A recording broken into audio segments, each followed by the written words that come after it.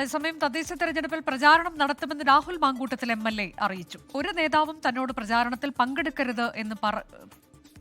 പങ്കെടുക്കരുതെന്ന് പറഞ്ഞിട്ടില്ലെന്നും രാഹുൽ മാങ്കൂട്ടത്തിൽ പറഞ്ഞു. പാലക്കാട് നഗരസഭയിൽപ്പെട്ട ശേഖരിപുരം വാർഡിൽ UDF സ്ഥാനാർത്ഥി ലിജിക്ക് വേണ്ടി പ്രചാരണത്തിനെത്തിയപ്പോഴായിരുന്നു പ്രതികരണം. എല്ലാ നേതാക്കന്മാരുടെയും പ്രതികരണം ഞാൻ കേട്ടു.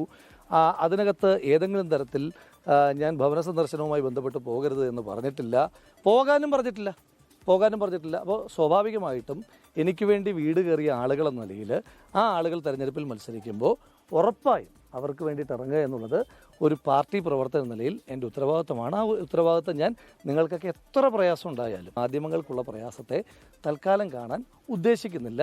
ഇവിടുത്തെ സ്ഥാനാർത്ഥികൾക്കും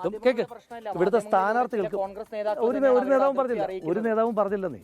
ഇവിടുത്തെ സ്ഥാനാർത്ഥികൾക്കും പാലക്കാട്ടുകാർക്കും ഇല്ലാത്ത പ്രശ്നം നിങ്ങൾക്ക് ആ പ്രശ്നം ഉണ്ടാകാനുള്ള സ്വാതന്ത്ര്യമുണ്ട്. തൽക്കാലം ആ പ്രശ്നത്തിന് എൻ്റെ പരിഹാരമില്ല. ഓക്കെ. ലോകത്തെവിടെയായാലും ഏത് സമയത്തും 24 വാർത്തകളും ഓഗ്മെന്റഡ് റിയാലിറ്റി പാക്കേജുകളും എക്സ്പ്ലെയിനറുകളും വിശദമായി കാണാൻ ഞങ്ങളുടെ YouTube ചാനൽ നിങ്ങൾക്ക് സബ്സ്ക്രൈബ് ചെയ്യാം.